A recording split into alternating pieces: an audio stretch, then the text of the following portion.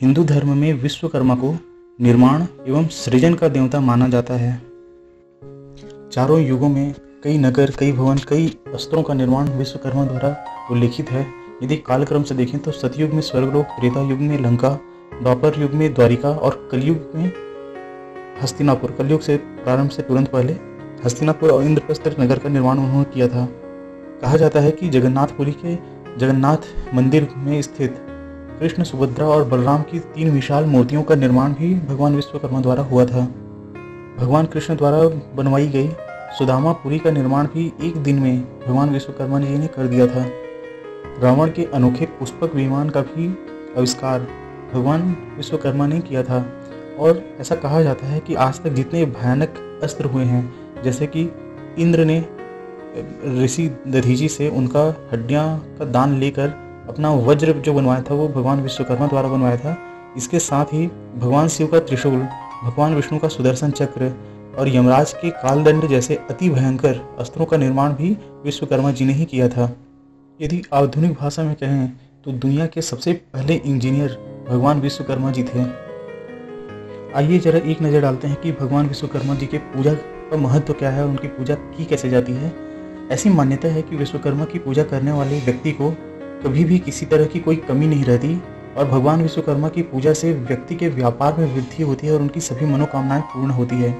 विश्वकर्मा जी के पूजा का मंत्र होता है ओम आधार शक्ते नमः, ओम कुमिये नमः, ओम अनंतम नमः, ओम पृथ्वी नमः। तो ये जो 4 मंत्र हैं वे वास्तव में आधार के ऊपर मंत्र हैं।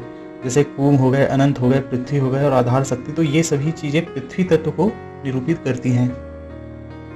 भगवान विश्वकर्मा जी का पूजन करने के लिए सुबह से स्नान कर लीजिए और अच्छे कपड़े पहन लीजिए और भगवान विश्वकर्मा की पूजा के लिए अक्षत, हल्दी, फूल, पान का पत्ता, लौंग, सुपारी, मिठाई, फल, फूल, दीप, रक्षा सूत्र, ये सभी चीज़ें जो भी आपका बन पड़े, ये रक्षा सूत्र इत्यादि सभी चीज़ें आप रख लीजिए और जिन चीज़ों की आप पूजा करना चाहते हैं उन पर हल्दी और चावल चढ़ाएं। साथ में धूप और अगरबत्ती भी जलाएं। इसके बाद आटे की रंगोली बनाएं और उस रंगोली में 7 तरह का अनाज रखें। फिर एक लोटे के जल में पानी भरकर उसको रंगोली के बीचों बीच रखें। फिर भगवान विष्णु और विश्वकर्मा जी की आरती करें। आरती करने के बाद विश्वकर्मा जी और विष्णु जी को भोग लगाकर सभी को प्रसाद में बांटें। इसके बाद कलश को हल्दी और चावल के साथ रक्षा सूत्र चढ़ाएं और पूजा करते समय दिए गए मंत्रों का उच्चारण करें। जब पूजा खत्म हो जाती है तो उसके बाद लोगों में प्रसाद का वितरण कर दीजिए। आप चाहें तो विश्वकर्मा जी की कथा भी आप कह सकते हैं। आमतौर पर भगवान विश्वकर्मा जी की पूजा के लिए जो पुस्तक है वो बाजार में मिलती है। संक्षिप्त में मैं एक कथा बता देता हूँ कि भगवान विश्वकर्मा जी की कथा कुछ इस प्रकार से है कि काशी में धार्मिक आचरण करने वाला एक रथकार अपनी पत्नी के साथ रहता था। रथकार का अर्थ यह होता है जो रथ को बनाता है, तो एक प्रकार से बढ़ई का जो काम होता है। ये जो रथकार थे वे अपने कार्य में निपुण तो थे और स्थान स्थान घूम घूम कर वे लोगों का रथ बनाते रहते थे, परंतु उन्हें बहुत प्रयत्न करने पर भी भोजन से अधिक धन प्राप्त नहीं हो पाता था। उनके जीविका के साधन निश्चित नहीं थे और उनकी पत्नी भी, जो पुत्र न होने के कारण चिंतित रहती थी, उनकी पत्नी, तो इस प्रकार से उनका जो परिवार जो था वो हमेशा चिंतित रहता था और दुखी भी रहता था। तो वे पुत्र प्राप्ति के लिए दोनों साधु संतों के यहाँ जाते रहते थे, परंतु उनकी इच्छा पूरी नहीं होती थी। तो एक बार एक पड़ोसी ब्राह्मण ने उस रथकार की पत्नी से कहा कि तुम क्यों ना भगवान विश्वकर्मा की शरण में जाओ, तुम्हारी अवश्य इच्छा पूरी होगी। और अमावस्या तिथि को व्रत धारण करके भगवान विश्वकर्मा का आप महात्म्य सुनिए। तो इसके बाद रथकार और उसकी पत्नी अमावस्या को भगवान विश्वकर्मा की पूजा करते हैं और उन्हें धन, धान्य और पुत्र रत्न की प्राप्ति होती है और वे सुखी जीवन व्यतीत करने लगते हैं। और कहते हैं कि तभी से विश्वकर्मा जी की पूजा धूमधाम से करने का प्रारंभ उस समय से हुआ है। ऐसा माना जाता है कि विश्वकर्मा पूजा के दिन जिस मशीन का और लोहे के औजारों का आप पूजा करते हैं वे जल्दी खराब नहीं होती हैं, मशीनें अच्छी चलती हैं क्योंकि भगवान की उन पर कृपा रहती है। विश्वकर्मा जी का पूजा अश्विन मास के कृष्ण पक्ष की चतुर्दशी को की जाती है क्योंकि मानते हैं कि इसी दिन भगवान विश्वकर्मा का जन्म हुआ था और इस दिन विश्वकर्मा के साथ ही कारखानों और फैक्ट्री के औजारों की पूजा की जाती है। यदि आप कंप्यूटर चलाने वाले लोग हैं तो आप अपने CPU की, मॉनिटर की और अपने लैपटॉप की भी पूजा कर सकते हैं। यदि आप कोई कैमरामैन है तो आप अपने कैमरा की पूजा कर सकते हैं। अर्थात आपके घर में जो भी मशीन हो उसको भगवान विश्वकर्मा का रूप मानकर आप उसकी पूजा कर सकते हैं। इसी के साथ जो हंसिया है, चाकू है, चिमटा है, ऐसे बर्तनों की भी आप पूजा कर सकते हैं, क्योंकि ये सभी मशीन के अंतर्गत ही आते हैं। विश्वकर्मा पूजा के दिन मशीनों को आराम दिया जाता है। आमतौर पर इस दिन फैक्ट्रियां बंद रहती हैं। जो फैक्ट्री बंद किया जा सकता है वो आमतौर पर विश्वकर्मा पूजा के दिन बंद ही रहती हैं। तो एक प्रकार से यह श्रमिकों के लिए और जो भी मशीनों का उपयोग करते हैं उन सब के लिए एक प्रकार से दिवाली जैसा इसको मनाया जाता है। भारतवर्ष में वास्तुकार, बढ़ई, लोहार और शिल्पकार भगवान विश्वकर्मा को हमेशा से अपना गुरु मानते आए हैं और उनकी पूजा करते आ रहे हैं।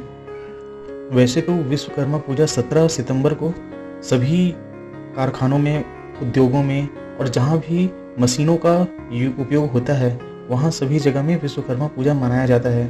फिर भी और भी समय में, जैसे कि एक तो 17 सितंबर हो गया जो कि भाद्रपदा शुक्ला की प्रतिपदा कन्या की संक्रांति इस दिन 17 सितंबर को होता है, और साथ ही साथ कार्तिक शुक्ला प्रतिपदा जिसे हम गोवर्धन पूजा कहते हैं उस दिन भी, और भाद्रपद पंचमी अर्थात अंगिरा जयंती और मई दिवस को भी विश्वकर्मा पूजा किया जाता है। तो इस प्रकार से भगवान विश्वकर्मा जी की वर्ष में कई बार पूजा होती है और कई बार उनका पूजा का महोत्सव मनाया जाता है।